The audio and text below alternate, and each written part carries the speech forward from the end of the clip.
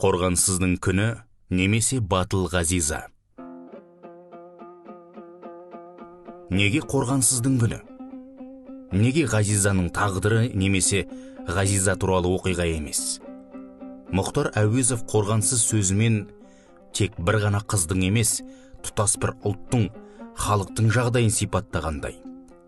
Ғазиза қазақ халқының бейнесі, ал Ақан халықты қанаушы жоғары тап өкілдерінің сипаты іспеттес.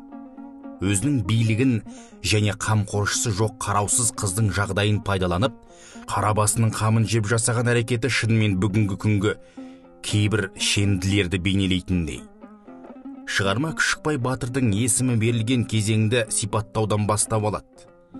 Алыстан қарағанда да арқалық бұдыры жоқ жалаңаш, көруге аса көңілсіз.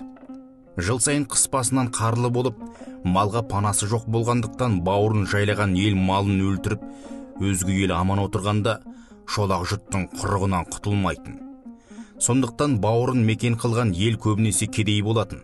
Автор осы жолдарда арқалықтың азынаған желін, бұрқыраған боранын мұңлы кейіпке келтіре отырып, тұрғындардың да өмірі дәл осы елді мекен тәрізді мұң мен қайғыға, ауыртпалыққа толы екенін меңзейді.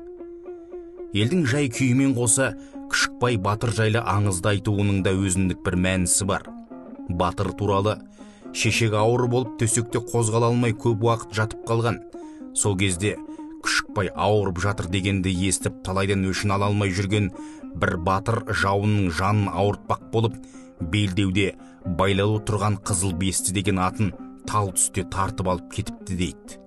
Шығарманың жалғасына көз жіберсек, бұл батырдың халі Ғазизаның тағдырымен тым ұқсас екенін байқай аламыз. Екеуінің де қорғансыз жағдайын арам ниетті арсыздар пайдаланып, керегіне жаратты. Әдеби шығарма тек автордың сөздік қорын немесе сөздің майын тамызып сөйлеу ерекшелігін көрсету жолы емес. Ол белгілі бір мақсатты көздейтін, ой тұжырымын түйрейтін тілмен жеткізе білу. Әуезов әңгімесінің басты мақсаты заман зұлымдығын, адамдар бойындағы қадір қасиеттің, аяушылықтың, шын түсіністіктің, қайғыға деген ортақтасудың жоғалғанын әшкерелеу. Әркім өзінің жағдайын ойлайтын заманда біреудің қайғысы екіншісінің назарынан тыс, қиын қыстау уақытты басынан өткеріп жатқан үш сорлының күйі ешкімді алаңдатпайды. Мұқаң адамдарда бір-біріне деген жанашырлық сезімі қалмай, айуаннан да асып түсетін кездерді сипаттайды. Қаһарлы қыста қасірет шеккен жасөспірім қыздың жағдайын тілге тиек ете отырып, автор шығарманың басты идеясын айқындайды. Тіпті Ғазизаның әкесі мен бауырының бейітіне барып жан тапсыруының өзіндік мәні бар. Неге Ғазиза әжесі мен анасына барып, мұңын шағып, арамның жасаған қиянатын ақтарып салмады? Неге өмірден кетуді жан тапсыруды ойлады?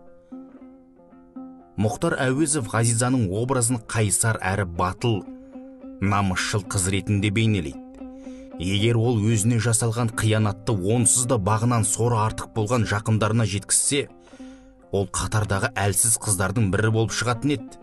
Айтуын айтқанмен, бейбақ ана мен әженің әлі кімге жетеді? Қолында билігі бар Ақанның алдында бұл үшеуі дәрменсіз.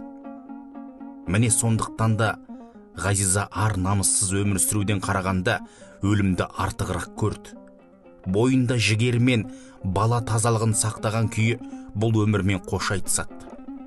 Әкесі мен бауырының бейітіне барып, мұңын шағып, өне бойын ластықтан тазартып, мәңгі ұйқыға кетеді. Менің ойымша автор әңгіменің осылай бітуімен оқырманға бірнеше ойды айтқысы келген тәрізді. Ең алдымен, кім болмасын жағдай жақсы немесе жаман адам болсын, әркімге деген жанашырлық сезімін жоғалтпау. Себебі гуманистік пікірлер бойынша адам адамға бауыр. Екіншіден, өмірде қандай жағдай болса да әлсіздік танытпай, батылдықпен шешу. Автор суицидке итермелемейді, тек мысал түрінде нағыз батылдықтың қандай болатындығын көрсетеді. Психология және әдебиет тығыз байланысқан. Кейіпкерді танып саралап, психологиясын білмей, әңгімені толық ұғу түсіну мүмкін емес. Мұхтар дәл осы кейіпкер психологиясын қолдана отырып, толық мәнді шығарманы жаза алған. Ақан күнделікті жауыздық пен арамдықтың арасында жүріп, манағыны қанына сіңірген ашкөздік пен қара басының қамын жеу тәрізді қасиеттерге ие тұлға.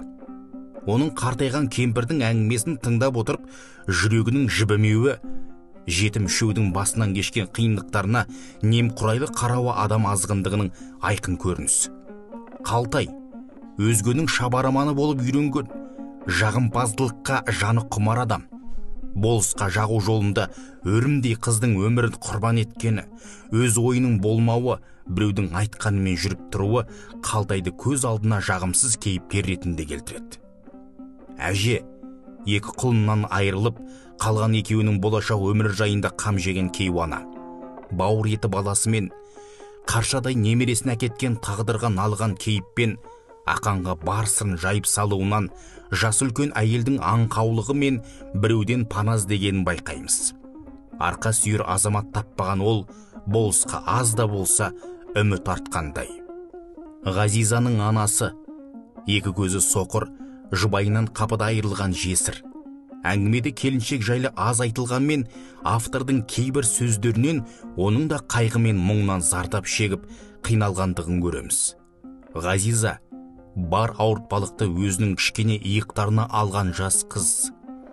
Табандылық пен шыдамдылық танытып, әжесі мен анасына қамқор болған Ғазизаның мінезі шынымен көпке үлгі бола алады. Шеккен зардабының үстіне қиянат көрген жасөспірім өжет батыл қыз ретінде танылады. Еркелеп өскен қыздың жақындарына жылап бармай, қайсарлық пен қараңғы түнде әкесі мен бауырына баруда бір ерлік дерсің. Оқиғаның бетін жауып, ары қарай өмір сүрудің орнына ол өлімді таңдады.